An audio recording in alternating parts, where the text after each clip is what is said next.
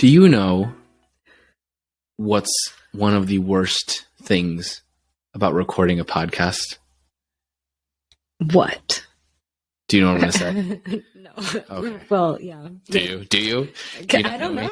know. The worst thing, literally the worst thing in the world about Absolute recording worst. podcasts, besides like the interior dread that people are going to hate what I say. The second worst thing is when we record a whole episode and the audio is corrupted, so we have to re-record the episode. Welcome to Take two. welcome to take two, which we don't know. I hope this works. If this doesn't work, it means that this show's over. So if you're hearing this, there's still a show. That's true. Yeah, I am not lying. And we are trying something new tonight. Well, we tried it last night, and maybe that's why it's not it's working, phase one, so we stopped, and now we're recording. She's shaking her head. That was terrible. Why was it terrible? Okay, so so we're trying to do a YouTube video as well. We're trying to expand the reach of the podcast. I'm sorry, I'm in a funny mood, but like this is just hard because we talked about this already. yeah. So we're expanding the reach of the podcast, or we're trying to expand the reach of the podcast. So we're trying to make YouTube videos. So we are also recording. Those of you listening, we're recording this in front of a camera. In front of a camera. Thank you. It's uncomfortable. Reading my mind. You got it. So you can see all my mannerisms, and Hand gestures. It's like a 3D version of all my dad jokes. So you can enjoy them even more by watching Monica cringe. So what are we talking about today? Oh, we are? Okay. Do you remember? I do. Are you just setting yourself up to share? I don't. Do you It's so funny because I don't. They can watch me drink coffee too. It is 10:03 p.m. On my That's What She Said mug. Cancelled. I'll drink it this way so you can't see what I'm doing. You already said it. Sorry, listeners. You can see the light setup that we have that Monica hates. I don't like it. That's okay. I don't know what I'm doing. We'll set up the aesthetic. But I like the blue. I like the blue. So today's episode is going to be a little different. We're not necessarily going to talk about St. John Paul, though we are jumping back on that. We did recently get permission from the Pauline sisters. They published Theology of the Body. They gave us permission to actually use the text from Theology of the Body in our episodes. So we are going to start doing some more episodes on TOB. So stay tuned for that. But tonight, I'm going to share something. You're going to share something. I'm going to share something. I'm You're here going to for keep moral me. support. You are my guardrails. And you're Okay. going to keep me. It's like when you're bowling, when you're a little kid Yeah. bowling. I was thinking Up. about driving a car and not going to hit the trees, but Yeah. bowling sounds more Tap you back in. tappy.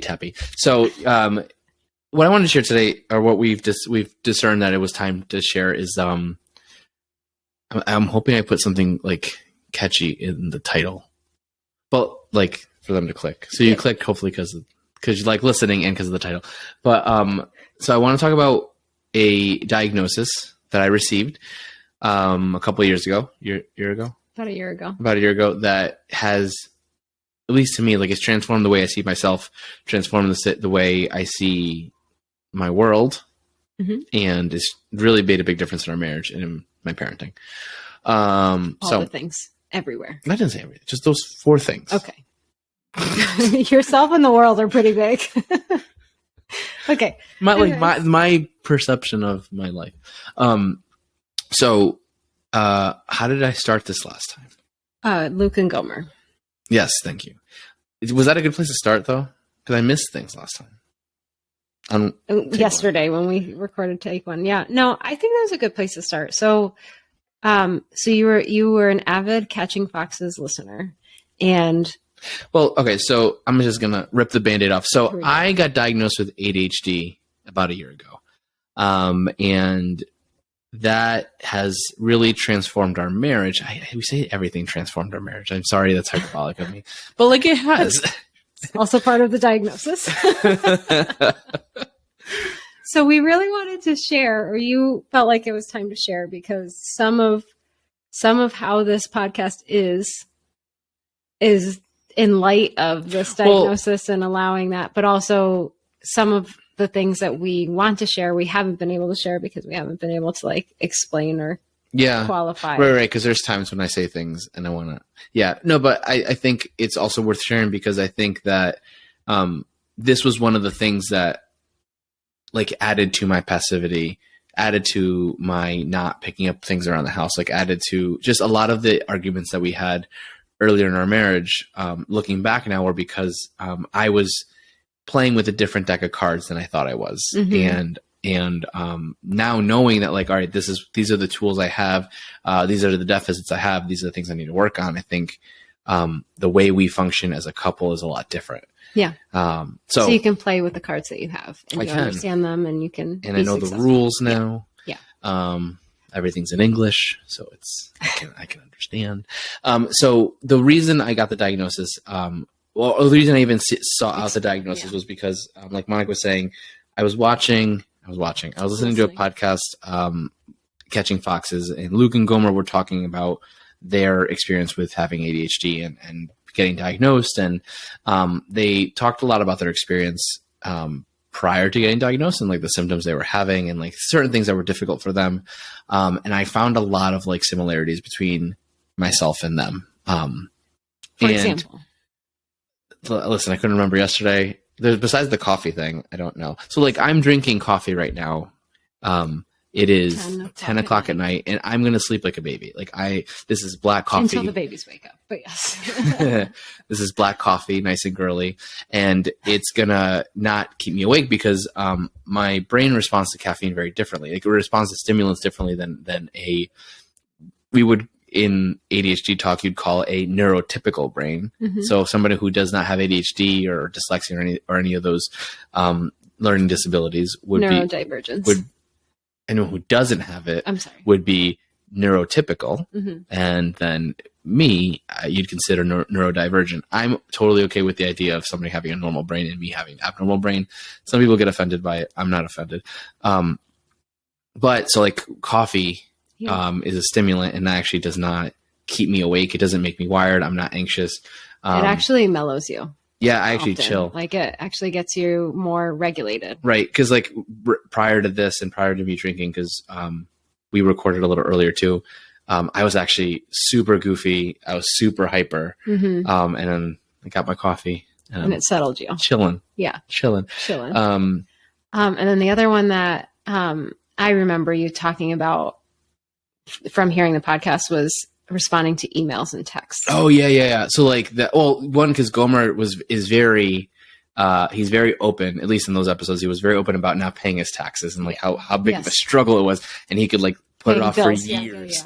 And I was like, oh man, I'm like that too. And it's hard to share this without like jumping from like deficit to deficit to deficit. But like I struggle with little things like answering email, answering text. I am a walking meme for like looking at a text and like, oh, I'm going to get back to that. Then remembering 6 hours later and then being like, well, now I can't respond because now I just look like a jerk. So I just ignored the text completely for months. And then I'm like, I can never see this person again because or like you actually need to text them and you're like, you go to the thread and you're like, I haven't responded to like, so I make a group chat with someone and it's a brand new group chat. I have all these hacks to keep but I can't text in this thread because they can then see that I ignored them first. Because right before my message, it's a reminder of like, remember when I ignored you this time? But like, so I used to think that those were lacks of discipline with me, that there was something wrong with me. Like, I used to get really down on myself. Like, why can't you do these little things that should come easy to humans? But for some reason are very hard for you. And then also like, I'd contrast that with like, why can you go down different rabbit holes of learning and start like being able to understand really big concepts and jump into really big projects? Like all of a sudden you're setting lights up for a podcast but you sound engineering it, but at the everything. But at the same time, you can't respond to 2 emails. Like that didn't make sense to me. So there was like a lot of frustration. Then I'm hearing Gomer go through something similar. And like, I was like, oh, maybe that's like me. Another one that he talked about that him and Luke talked about were, he would get really excited about projects. Like there'd be like a 3 week to 3 month thing where you're like, oh, I'm really into this thing right now. And then you kind of fall off like, oh, now I'm really into this thing right now. And then there's, okay, maybe not anymore. And now I'm really into this thing. And like, I used to do that yo-yo thing too, where I would have like special, like I was really into martial arts for a couple of months. And then I get really into I don't know, becoming a skateboarder. I don't know. No, Like, but there was a time. You wanted to get into woodworking for a while. Yes, but then lo and behold, we have no money. But I don't think that's what prevented it. Isn't it? I like my fingers. No, but like, so there was just there's a lot of things that like I was like, oh, I wanted to get into these things and I'm dropping off and not doing them. And I was like, oh, you're such an undisciplined person. You can never follow through on commitments. Like there was a lot of self-accusation that came from struggling with those things. And like, this is me being 33 or 31 at the time listening to this podcast. And then I'm like, wow, I'm like them and they have this diagnosis. Like maybe I have ADHD too. Mm-hmm. And at that time, so I was like, I don't really know what that means because I still thought of ADHD as like something that's just for kids who can't sit still in class. So like kids who are just too rambunctious and can't control themselves, have no discipline and just want to get up and run. So I still thought, talk a lot. So I still thought of that as ADHD. Yep. And then I kind of talked myself out of it too, because I was like, my grades weren't terrible. Like you managed school. I managed school. I got through it. And then I also was like, I'm almost done with grad school and I've been doing fine with that. So like, I wasn't very, I talked myself out of it. And then like, another 6 months later, they had another episode when they went more into it. And then I remember bringing it up to you. I was like, maybe like, should I get screened for this? And then like, I always yo-yoed back and forth of like wanting to, not wanting to. Yeah. There's a fear of like, I don't want to label myself. Right. I saw that label as a weakness. Right. And then the thinking of like, okay, if I am labeled, do I want to be on meds? Do I not want to be on meds to help regulate this? And right. Is this just me finding an excuse for why I am the way I am? Like, no, actually, Renzo, you're just lazy, but you're looking for letters because you'll never get a PhD. So you're looking to put other letters behind your last name. Renzo Ortega, ADHD. ADHD. Yeah. And then, so after that second episode, I remember we were kind of discussing whether or not to go through and get a diagnosis or not. And you went down one of your hyper-focused YouTube rabbit holes and found How to ADHD, which was one of the YouTube channels that you were like, almost every video you related to. Yeah. Well, because she started using, you mentioned this before, she started using language that like explained other things that I did that I didn't realize were part of the diagnosis of ADHD. Right. So like, for example, we used to have arguments all the time. When we never argued. We used to have big arguments and Monica would throw hands. When elbows. When you would say I'm bracing myself. I don't know what you're going to bring up. So like, it would be like, I told you to do, you said you were going to do this thing on Friday. And I'd be like, that was a week ago. I said that. You're like, that was yesterday. Yes. So like, there was a lot of like times where like I misjudged how much time had passed. Yeah. Whether it be I overestimated or underestimated. Yeah. And then on the video on how to ADHD, she talked about time blindness. Yeah. And I was like, oh wait, I do that. And I always thought that was like just the way I am. Like I was very superfluous with time. Like I was kind of like, whatever. But then I was like, no, actually, like now I know, like I actually do have a hard time judging how much time actually passed. Like I assume like I'm always right on the money with like, no, this is 3 days on the dot. And like, no, actually that was 2 weeks ago. And even like time blindness also affects like your judgment on how long you think things will take. So you might think a project is going to take hours, so you don't want to start it. And then you do it and you're like, that took 20 minutes. Cool. Or on the flip side, you might think that you can finish something really quickly, but really it's a more like involved task. Yeah. So time blindness also is like looking into the future to plan things as well. And that was a struggle. And then she also mentioned how people with ADHD see tasks in time and tasks in either now or not now. Mm-hmm. So like if I'm doing a thing, like if you were to ask me to go do the dishes right now, I have to either do it now or it's not happening. And it's not, again, not a choice, but just like, it's not on my radar anymore. Yeah. And I used to think it was a choice of like, just, I can't follow through. I used to have Post-it notes everywhere in my office and like lists on lists on lists to just get, like, I remember when I was a stay-at-home dad, I would have like a notebook. Mm-hmm. And this is something I did during social work too. Like I'd have a notebook and I'd write out everything I have to do for the day and a little box next to it. And I had to check off it. Yeah. And like, if I didn't have that, like nothing would get done because I would forget, like I'd start doing a thing and be like, oh, I have to do that. and then you'd And it just stop keep- halfway to go do the other thing. Yeah. Or you would, okay, no, but first let me finish, and then the other Mhm. thing didn't get done.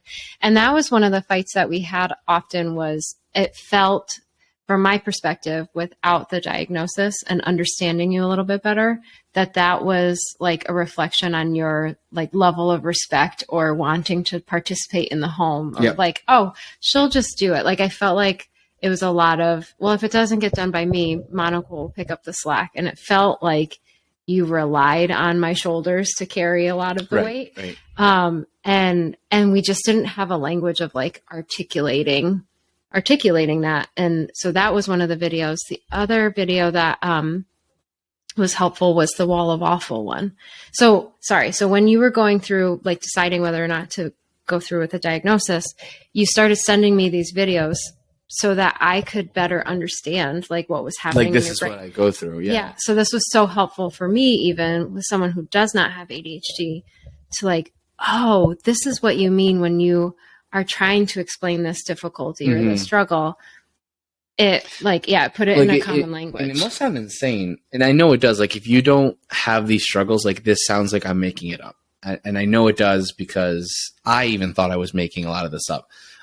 But there's like there's a couple examples she calls it in the YouTube video, she calls it the wall of awful, where like there's a task you need to do, and for some reason it literally feels like there's just a wall there and you cannot get by over the wall, through the wall to finish the task. And or to start it. To do the task. So it could be starting it. Yeah. It's not to do it. So I'm trying to think of an example of one that I had recently. And it's, I guess it's less, it's happening less and less because I understand what's happening now. But like if I have to,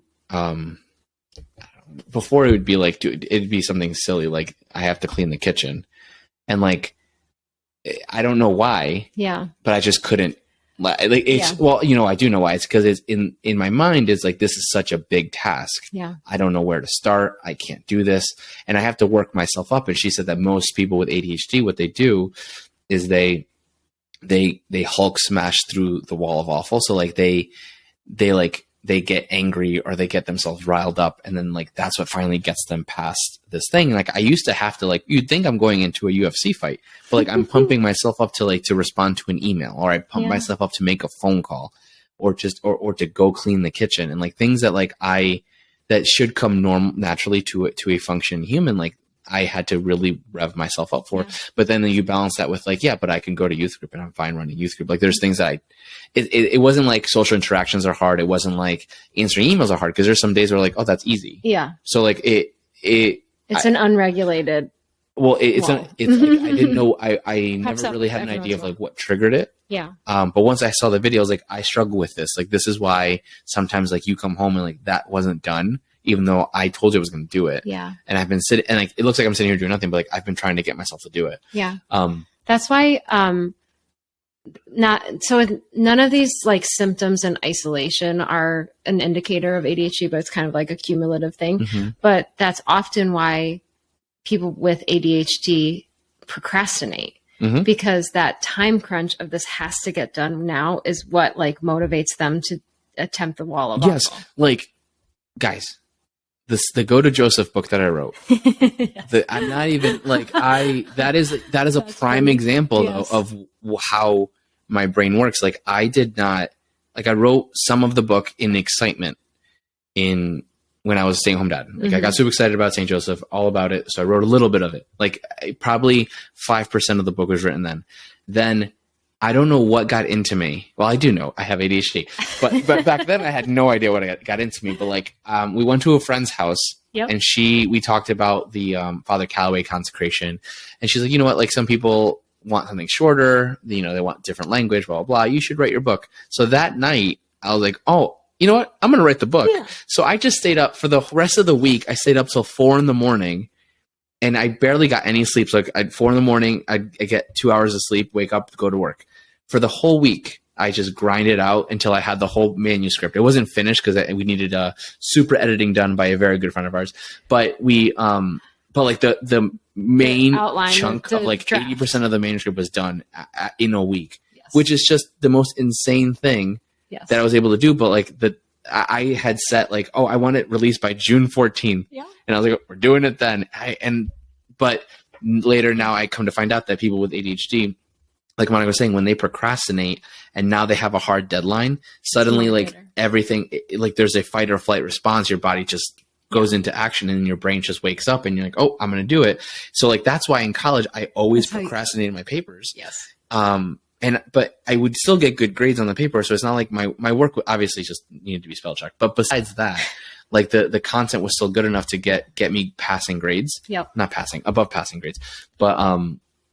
And I used to be like, I'm so lazy. I have to get better, whatever. But it's because of ADHD that's the way I just functioned better that way. I'm not saying that's ideal. Yeah. So what ADHD is an imbalance, particularly of the hormone dopamine. So in a normal brain, in a neurotypical brain, in the way Monica works, when we have like certain situations, like certain responsibilities, things that we have to do, when those things arise, one, we can like plan a little bit differently, but also we respond differently because the different parts of our brain are like acting in balance and they're communicating with one another, particularly the amygdala and the frontal lobe. So the amygdala is the fight or flight, like anxiety, something really needs a response right now. And the frontal lobe is the reasoning part. So they, in a neurotypical brain, will help each other balance one another, because when a situation arises and your motivation is initiated, your reasoning skills can jump in and kind of help you like, okay, is this an emergency or not? How can I plan through this? How can I attack this? And the dopamine is what helps to like communicate and connect those parts of the brain. I'm trying to find the third part of the brain. There's three parts, the frontal cortex.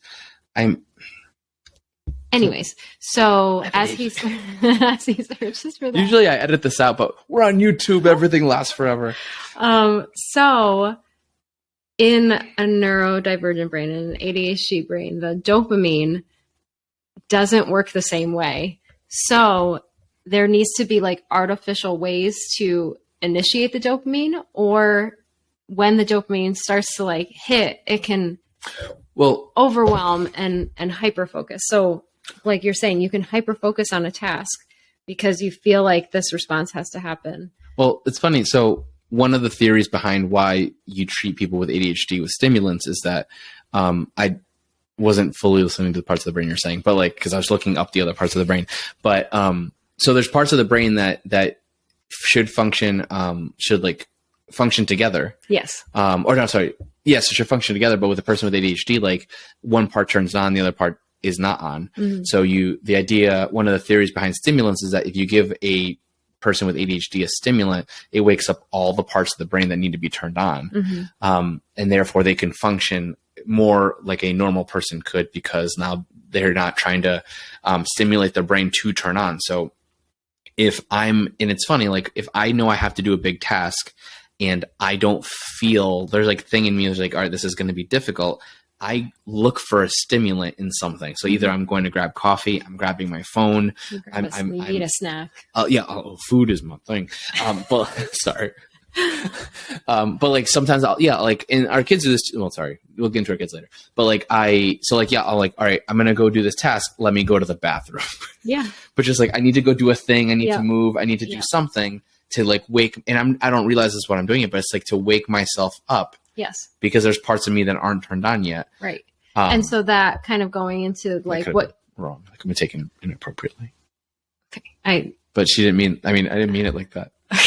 My brain, it's parts of my brain. This video, it's because I can see myself.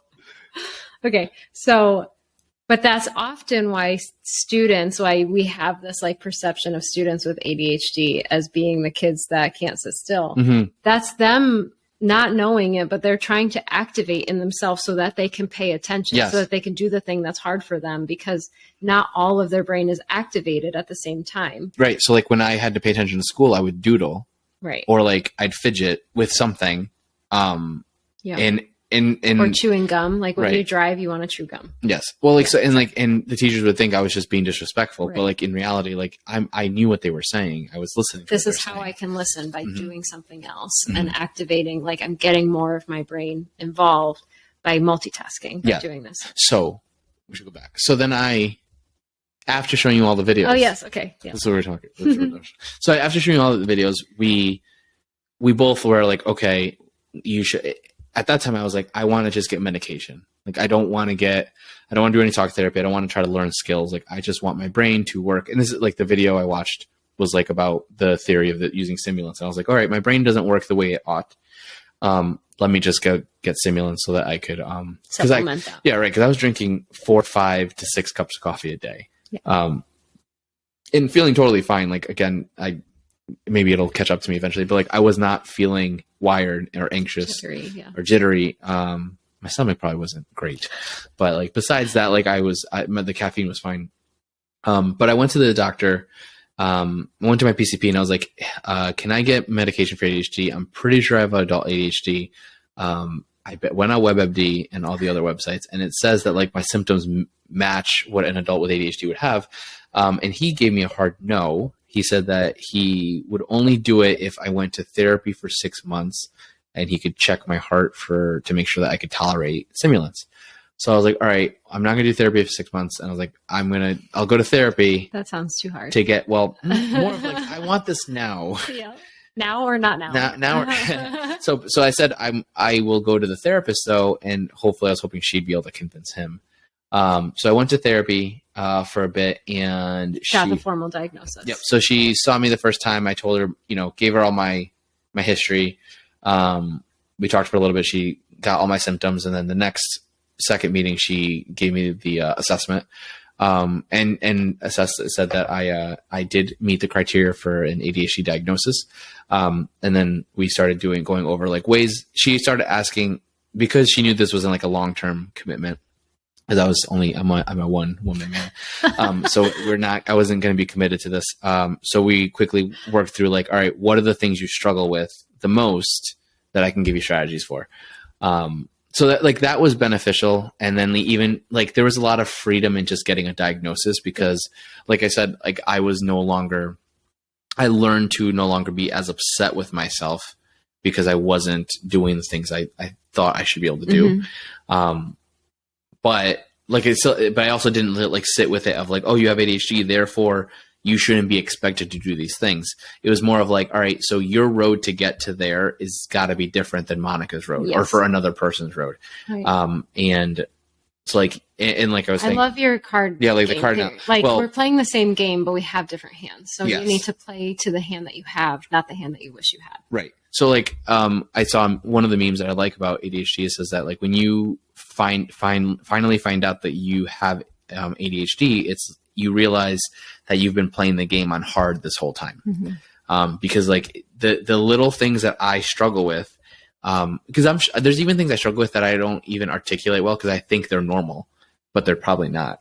But the things that I struggle with just to be able to function during the day and the ways that I've compensated for different deficits that I have, it's just insane. Like mm-hmm. the little things. So like, things we talk about is that like the things I observe when I go into a room, it's just very different than you. You're like overstimulated when you walk in. And that's why like I get so tired. So like, sorry, let's talk about my weaknesses. So like one of the things, and Matt Fradd actually talks about this. He talked about it with Peter Kraft on his Pints of Aquinas episode that like he gets very exhausted on the mall and he thinks it's because of ADHD and Peter Kraft says he feels like he has ADHD too. I'm in good company. But he was saying that because like you go into a mall and there's so much stimulation and you try to I don't think pay attention to it is the right word, but you try to absorb all of it to like kind of know what's happening, that like I get very tired. So like I get very mentally fatigued if like from working all day, like cause focus takes effort. Cause I don't like the term ADHD. I feel like it's not necessarily like I'm hyper or, deficit. I have a deficit of my attention is that I have a deficit in my ability to direct my attention. Yes. And as more comes out, that seems to be a consensus that it's not a lack of attention or deficit in attention. It's the lack of ability to direct the attention. So sometimes hyperactivity can be hyper focused. Right. I don't even know if it's like a deficit in my ability to direct it. Cause I can direct my attention. It's that like I I just tire out a lot sooner. I don't know if that makes sense. So like if I'm working during the day, like I'm absolutely drained after. So like same as if I'm going to the mall, like the me needing to focus on the things that are important, like, all right, what was Monica talking about? Where are the kids? Just the little things like that, and ignoring all the other stimulus around me. I can do it. It is just absolutely exhausting. So like I've always thought of myself as an introvert, but I also don't know if it's because of my ADHD that I've always been able to recharge when like there's less going on. Because I actually do like being with people. I'm probably the one that asks you more often, like, who we seeing this weekend? Yeah. Because I like our friends. I like seeing people. But social interactions are still difficult, not because I can't read people, but because like I have to power on to focus. And like that just has a limit. Like I have a limit. Whereas like, I feel like you're energized by that and you're just able to do it all the time. I remember one thing that I brought up in therapy was that, like, she's like, what things do you struggle with? And I said, I struggled with my ability to empathize with my wife the same way that I empathize with people at work. Because at the time I was working as a social worker. And like in my time as a social worker, I was working in a nursing home. I have families who are coming up to me with their problems, with like so many issues. I have families, coworkers, everyone likes to just unload on the social worker. And I had no problem listening, active listening, taking what they're saying and being able to respond with a good question and just being able to draw more out and just being there for them and just really supporting them. I was so in it. But then I get home and like I couldn't do the same thing. Yeah. Like I would always try to fix your problem. Like it's such a cliche or a trope. Either way is okay to say, but like the husband always tries to fix the wife's problems. Like I know not to do that. I don't do that. I never did that. I'm trained not to do it, and I'm trained not to do it, and I know it's a dumb thing to do. Like your wife says to you, XYZ is the problem. You listen, and you don't say you should do this to fix it. You just listen. She just wants somebody to talk to. And that's like you. Today, when I do? suggested what I might do on Saturday, the Listen. meeting I might do. You're not going to that. Listen to me. You don't need to go to that. Listen to me. I'm listening. I'm a broken man. But no, okay. So yes, but this is like what I was talking to her about. And she was saying that because with work situations, the rules are so, like, the box that I'm supposed to be in is clearly defined. Yeah. So like, this is the social worker box, and this is what I'm expected to do. These are my roles as expected. But like as a husband, like it's changing day to day, like what's expected of me. And like that takes a different effort. So a lot of times, like we've had arguments where, I don't know about arguments, disagreements. We've had riffs and tiffs, and biffs. Sorry. We've had different. Thank you, Dr. Seuss. We've had different arguments. How now, brown cow? I was saying that. I know today. You were, because our son's spelling words were.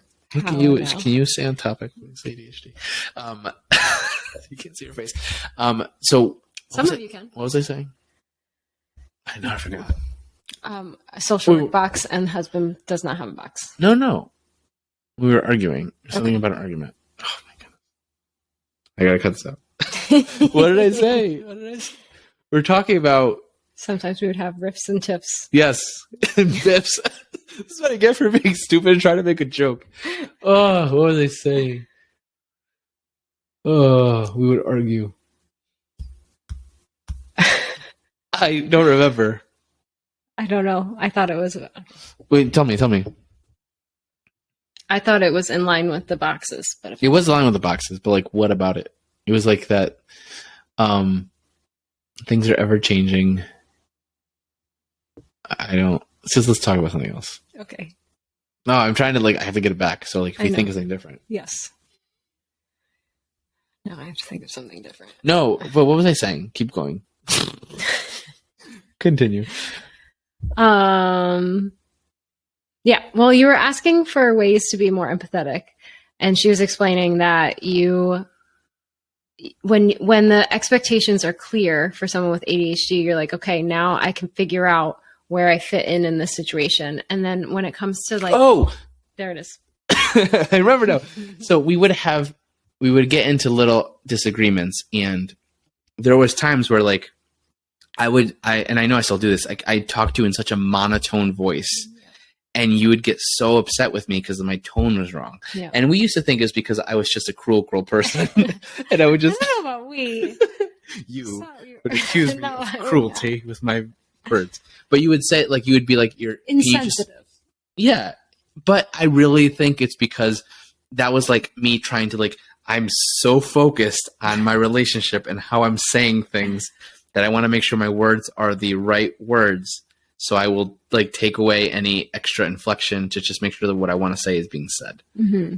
And in those moments, I slowly break your heart. Well. No, it didn't work. But, like, that's so, and, like, that's, like, the subtle stuff in relationships that are difficult for people with ADHD because, like, that was me trying to, like, all right, let's forget all the other stimulus. Whereas instead I should be taking everything in, like, what's my tone like? What's her tone like? What's her body language like? Things that I naturally do in social work. I couldn't, like, for some reason it was so difficult to translate. And, like, I would say to you, like, I hate that, like, I can speak to friends better than I speak to you. And I didn't understand, like, what that disconnect was.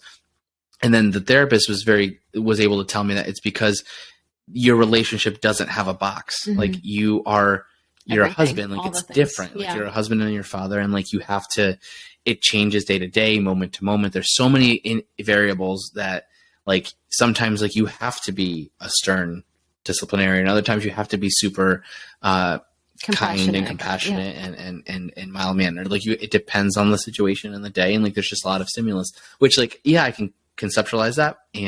But to hear someone else say that and be like, that's why you struggle, not saying that it was okay to struggle or, like, that you got to stay there, but to hear someone say, like, that's why this is hard for you, made me feel like, okay, so this is my starting point. Yeah. Now I see what I have to work with and how I can work on it. Right. Because I know what I'm facing. Right. And also, like, so then if you point out to me in the middle of a riff that can you just check your tone? Oh yeah, I forgot I do that. Instead of me arguing, like, it's not my tone, it's your ears. Like, I would just argue with you that like, you're wrong because what I'm saying merits this tone. Just listen to the words I'm saying.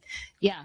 Well, and I think that goes into too another thing with the cabinet doors. Is this multitasking of, like, okay, if I'm going to go do a certain thing, by adding extra requirements and tasks to it, I will forget to do, like, the goal sometimes. So, like, so before we get there, I want to wrap up. I just want to transition to it. So, like, this is something else that came from the therapist is like talking to her about feeling like my mind's racing, and that, like, if I get a thought, I have to act on it, and not out of, like, impulse, but more of, like, if I don't do this now, I'm going to forget. And I use the analogy with you of, like, being in a Frogger game. Yes. And I've used the analogy with her that, like, like, in Frogger, you have 5 different roads that are, like, going in opposite directions, and the frog is jumping from car to car, truck to truck, and just jumping from one lane to another. And I felt like that's how my brain was working. Like, I'm either on this lane doing this thing, or I have to jump to, if you ask me to do something else, like, I'm jumping on a different lane. And that's why, like, lists were so good for me, because I needed to finish one lane at a time versus jumping from one to the next to the next. So me leaving things undone or seemingly undone in the house wasn't because it wasn't because I was being negligent or because I was trying to ignore my chores or because I was trying to, like, I don't know, not, like, be inconsiderate of you, but it was more because I'm in the middle of a certain task and I need to finish it before I do the next task. Unfortunately, sometimes, like, if for you were saying cabinet doors, like, if I have to get the kids food, like, I will get the kids food, but then, like, putting everything away is a completely different task. Like, I have to jump to that task, and then putting the cabinets away is a whole different task. Yeah. So, like, I have to, the way, and she did allude to this, is, like, the way that I build up the ability to do all the things like a normal person would is I have to get into a routine of, like, when I make nachos, and, like, I made their dinner today, like, when I make nachos for them, I get the plates out, and then I have to get the food out, and then I have to get the cheese out, and then I have to put everything on the plate in this order, and then now, okay, this is done. I have to go put the food out. Now I have to I have to go in reverse order to put everything away. And I had to build, it sounds dumb because you're like, yeah, that's how you put it away. I know. But, like, to me, it didn't come naturally. Like, it was a thing, like, I had to, like, intentionally think about it. Yeah. But, like, that also has, like, that's why this is so exhausting because, like, I have to think about this all the time in order to make sure like I could make nachos and not put anything away and I'm fine. It's about like I'm inconveniencing everybody else. So like when I was young, it didn't matter as much because like, and we've talked about this before, like my mom would just pick up after me. Yeah. Whereas like it's harder for me now because like you're not a maid. Like you're not supposed to just be picking up after me. Like I should be able to help things with you for you. But like that was something that she pointed out too, is like that needing to set that like step by step for everything that I do, will help me be able to function in the house in a way that helps, me not be as much of a burden on you. And I don't know, I'd be able to help more with the kids. Now that we talked about that, you were talking about something else. No, the cabinets. But we talked about cabinets. You talked about your mind racing though too, and there was that. Was it like a TikTok video or a reel that came out about internal monologues? There was something that came out. It was like, it was a tweet like that. Okay. This is like 5 years ago. Like somebody people tweeted. Were like, what? So like 5 people years. Don't have. Go ahead. No, right. So just to explain it first, like 5 years ago, people talked. Somebody tweeted that they just found out that not everyone has an internal monologue in their head when they're going through their day. And then like 50% of people were like, what are you talking about? What's an internal monologue? Right. And the other 50% were like, what do you guys mean? Like you don't. So like when I'm going through my day, I feel like I'm narrating my day to myself. Like I'm having like just thoughts and talking and discussing and like, oh, like, I don't know, like even as like, oh, I'm drinking coffee. Like I would say that in my head as I'm drinking coffee, like, oh, like this coffee is not, like there's like you like hear your thoughts inside of you. Yes. Yeah. And like I hear myself speaking to myself inside of me, and you don't have that. I do not. Well, so which is quieter. And I would say couples like ask your spouse if they have this thing, because that was very eye opening for me of like, this is why you don't see the world the way I do. Yeah. This is also why like I one of my things with ADHD was like I felt like I always had racing thoughts. Yeah. Like always going on. Like there's always things swirling in my head. Vying for my attention as well. So like me being able to just stay focused on like the thing I'm doing or the person I'm talking to or the one thought that I'm having also is exhausting. But then like, yeah, so that's just an interesting tidbit because, like overall, like learning that I have ADHD and learning to implement different things into our marriage, into the way I function so that our marriage could function better. It's also helped me appreciate that like, you just see things very differently. Yeah. And like, that's okay. Yeah. To not like, cause I used to get angry with you because you wouldn't see things the way I saw them.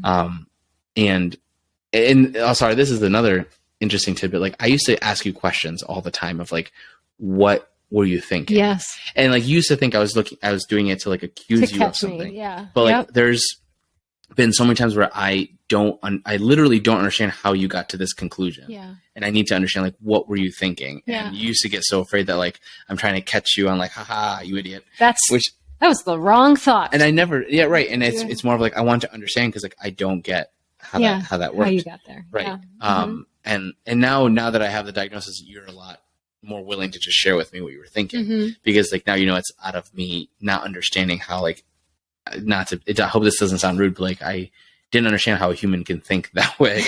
Like that clearly does not follow for me, but like, but it does. Look at you thinking and all. Thinking and being reasonable and rational. Like, oh, there's two ways of taking care of the situation. Who would have thought? I thought my way was the only way. But yeah, so like the diagnosis has been freeing. And like you said, because I feel like I know the deck of cards that I'm playing with now. Yeah. And what are some of the good cards in your deck? I don't know. Honestly though, that's a good question. I think that's harder for me to point out than it would be for you, for example, because, like if you do have adult ADHD, or even if you got diagnosed as a kid, most likely you were a kid who was always doing things wrong or always like you were always told you were doing things wrong. So like, I know in school I struggled so much because I either wasn't living up to my potential. I was being disruptive.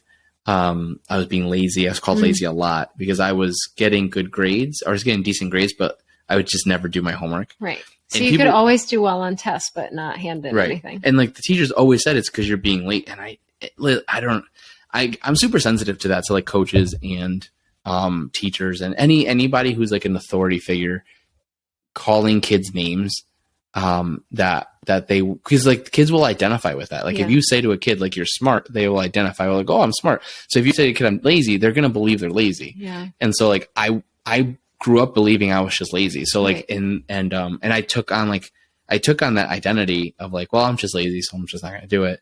And like that just became a vicious cycle in elementary school and high school and even into college. Like I just thought like, oh, I can't do these things because I'm lazy, because I'm never going to live up to my potential. Or also like you also have a lower self-esteem as a kid if you grow up with ADHD, because you're always getting in trouble in front of your classmates. It's like you're always being pointed out to like, oh, Renzo, like, of course you're I used to hate that. Like something stupid. I have memories of this. Like I would get up in like the teacher would be like, everybody sit down. And I just make a joke. And she's like, it's always Renzo interrupting. I'm like, okay. Yeah.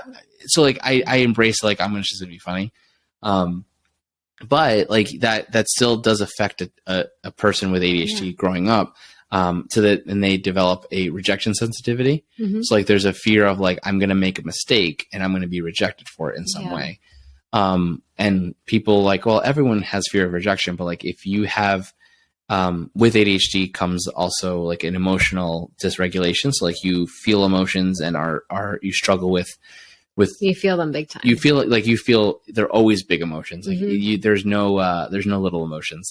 You feel everything or nothing. Yeah. So like you are sensitive to being rejected. So that way, and therefore you interpret little things as possible rejections. And then you feel as though like you had just been broken up with.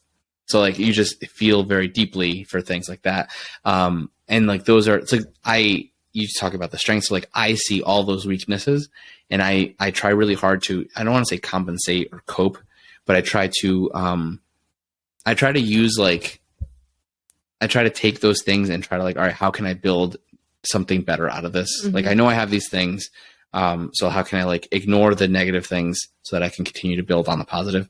So like with the rejection sensitivity, and feeling big feelings, like that also gives me the ability to empathize a lot. So like we have some of our kids we suspect have ADHD, and like we're going to look to get them assessed at some point when they get to the right age. But older, like the ones that we do, like they're very big feelers and they're very sweet. Yes. Like they're super sweet. And they're the kind of kids that'll just come in and say, I love you just because. Yeah. And like, I'm like that with you. Yes. And I used to think it was because I was needy. Yeah. But like, no, I have big feelings. I have big feelings. Right. No. So like, I love saying I love you. I love love. I love love. No, I love, we have a couple of kids who like, they have to see me leave the house. Yeah. And I was like, oh, I'm like that too. Yes. Like I have to say goodbye to you. Well, like today you like started walking out the door and you're like, one more kiss. And you're like walking out the door.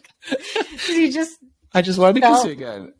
I felt big feelings. No, like that's like, and so those are the positives that you've helped point out for me. Yeah. So like taking like the weaknesses of like, you're right, like a rejection sensitivity, but like, okay, but it could also be positive on this end. Yeah. You can feel very passionate about a cause or a thing. I think also you are much more witty, and I think you're much more creative because of your ADHD.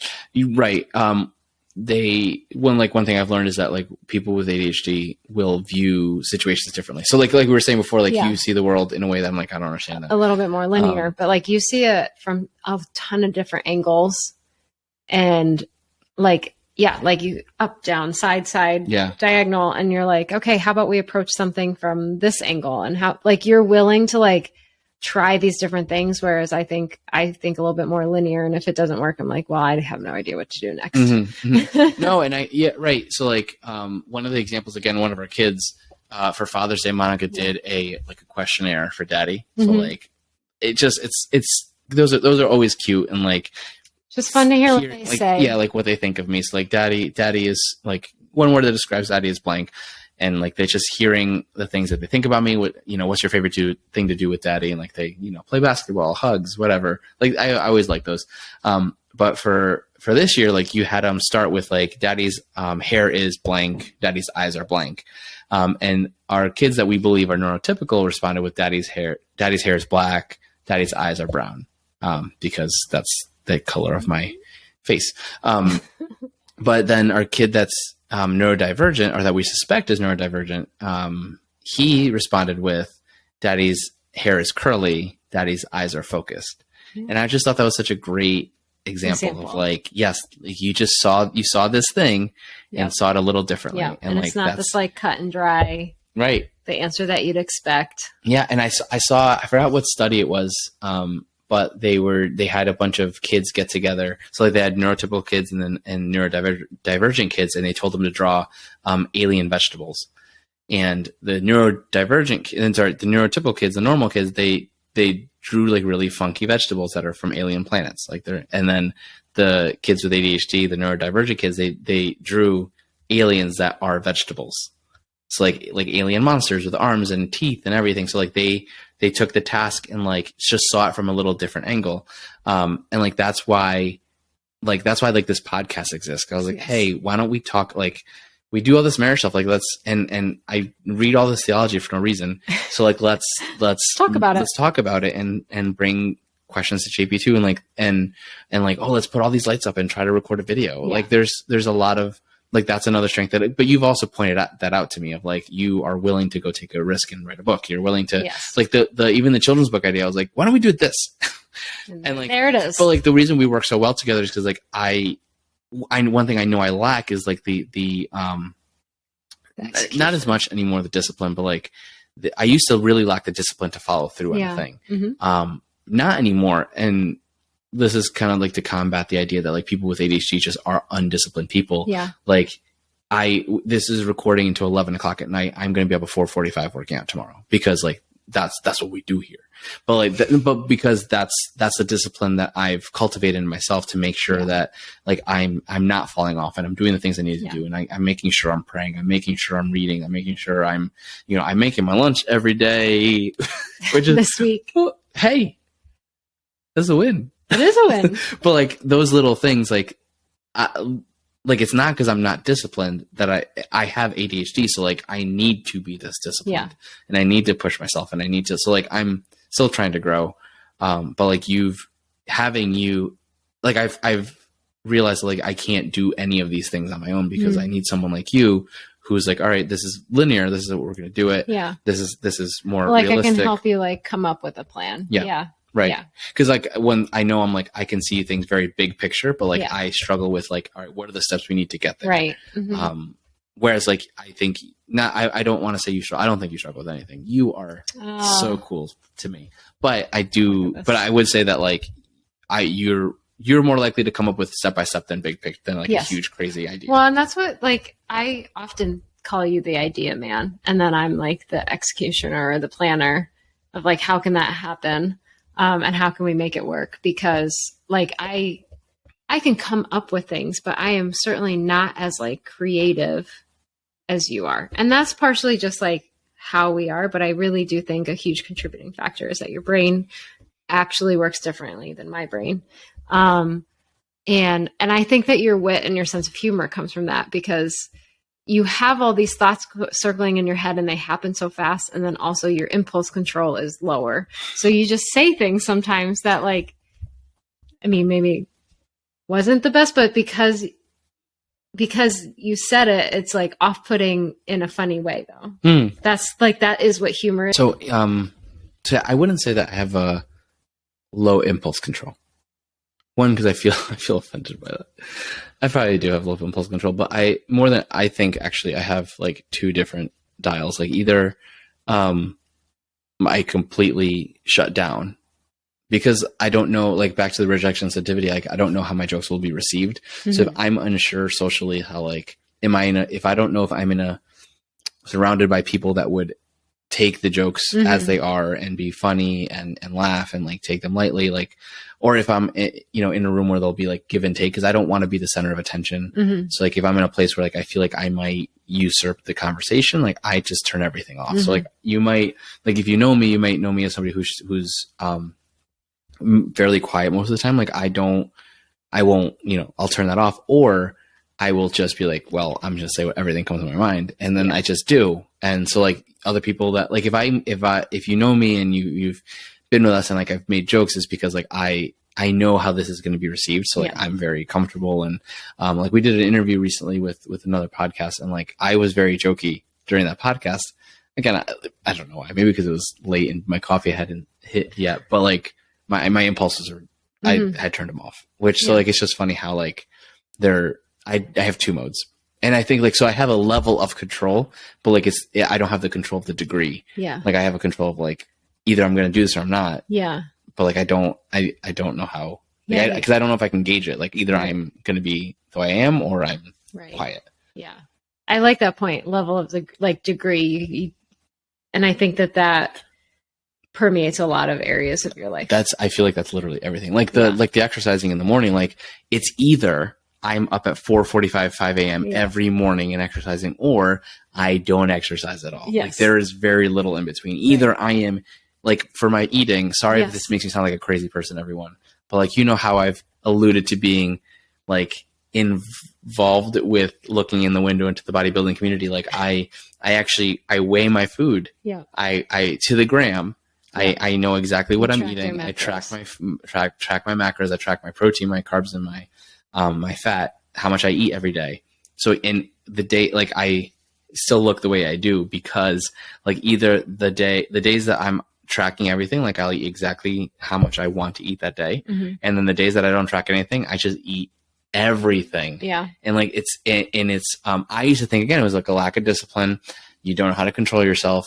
You're so gluttonous, this and that. And now I've come to understand ADHD more. And like, I actually find like food is one of my ways of getting past my wall of awful. Yeah. So like, if I don't track in a way that I can make sure that I leave room for certain foods to be eaten, I will just eat those foods. And sometimes like I'll eat food to decompress. Yes. Because it's like when you get home from work, you have a snack. I always have a snack. And like if apples are available, like that's perfect. Cause like the texture and the taste and like there's all this thing, so much stimulation, so stimulating versus like, cause work just took so much out of me. Right. And like, I need something to replenish the dopamine. And I don't realize that's what's happening, but like my body's searching for like something to do.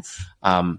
So like, honestly, the days that we have soccer now are better for me because like, it's something to go do and see, like I'm get to go do something. Yeah. Cause I can go from work. I'm like, I'm restless and like food gets me back into the equilibrium. Yeah. So like, that's why dieting has always been difficult for me. Like I've always had an unhealthy relationship with food, but come to realize it's not because I'm just an undisciplined eater of pastries and goodies, but because like I've actually learned to use that as a coping mechanism. Yeah. To cope for the fact that like I just had to focus so hard for the last however many hours. Like now I have to.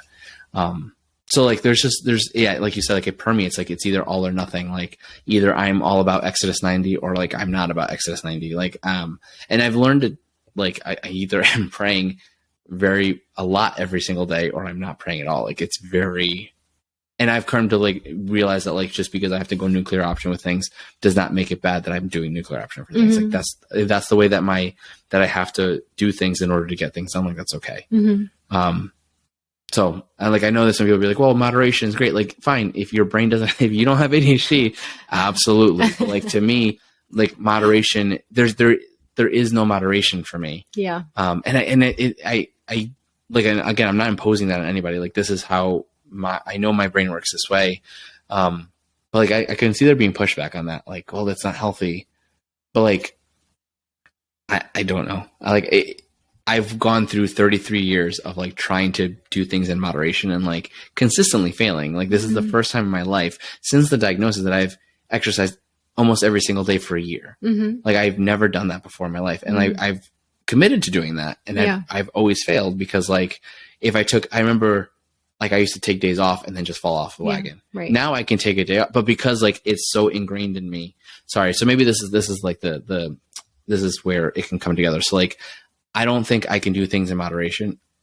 However, so like, I think that, because I went nuclear option with exercising, for example, like if I fall off a day or if I take 2 days off, I can return to it because now it's become a habit. Yes. But I think to go nuclear. I think it's become a habit. And I think also because that wall of awful to go back and exercise after those few days off is you're like, okay, but this is my ADHD that's kind of like resisting right now. And I can choose to do it. As opposed to before it would start a shame cycle where you're like, I am so lazy. I can't get my butt out of bed.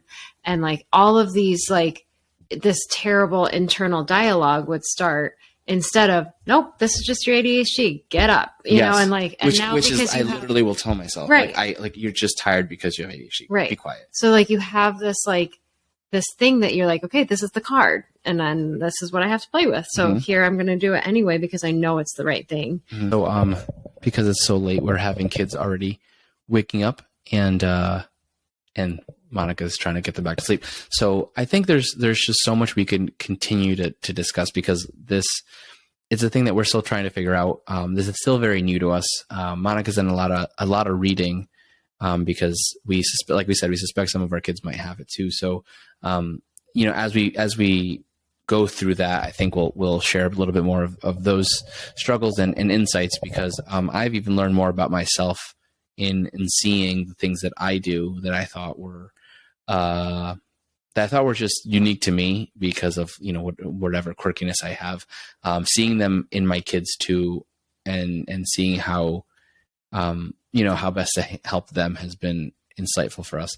But for now, I think that's where we can end the conversation. Like I'm happy to be able to share this very unique struggle within our marriage, and just how it just encourage you guys to like talk to each other. Obviously, we always want to push conversations for couples, but also like if there is, you know, if anything that we said resonates, I would definitely suggest and recommend to go see a therapist, to talk to your spouse about it, that you may also struggle with similar things. I think we take for granted that, you know, oh, everyone's different and we all have our quirks. But if we're working with a different set of cards than everyone else, I think it's worth at least being aware of, so that you know so you understand like what you're working with and what things you need to do to make sure that you could be successful in your marriage. Obviously, like at the foundation of all of this is grace. Because it's by God's grace that I'm in a relationship that my wife can be as supportive as she is as we navigate this together. And that I was able to find the doctors that were able to help me. I'm not on medication at the moment because I didn't have the patience to go for 6 months of therapy. But outside of that, there's just a lot of goodness that comes out of being able to find a diagnosis that can, not to label me and not to label you, but more so that, again, you know what you're working with. So now I know what I'm working with, and now I know the things that work for me to be able to get to the places I need to go, to be the kind of husband I need to be the kind of father I want to be. And I know, again, I know what I've got here. And I know what I've got in my wife, because she's able to help me and support me in so many of these things. So if this was an episode that you benefited from in any way, please go ahead and hit that 5-star review button for Spotify, for Apple Podcasts. If you want to see this on YouTube, I hope I can get it on YouTube. Listen, the last episode was a complete bust with the audio being messed up. I hope this works. If it didn't, we're just going to go back to audio and not even try YouTube anymore. But if you can go on YouTube and subscribe and like the video, that'd be great as well. And if you could, and just any support, if you can, if you could subscribe. Yeah. And if you could also subscribe on Apple and Spotify, that'd be great. If you want to support us on Patreon, we'd love that as well. It helps us to be able to do more of these kinds of things, especially if we're trying to venture into YouTube a little bit. But thank you guys always for being here. Thank you so much for your support and all of your listens. We love being able to share more of ourselves. We're looking forward to being able to do a theology of the body themed episodes. So be sure to follow us on Instagram so you can see when those are coming up, so that you can participate in those, because we are going to take a few more questions, so that we can make sure that we're addressing the things that you wish you could ask if you had pre-Cana with the Pope. All right, we'll see you at the next episode.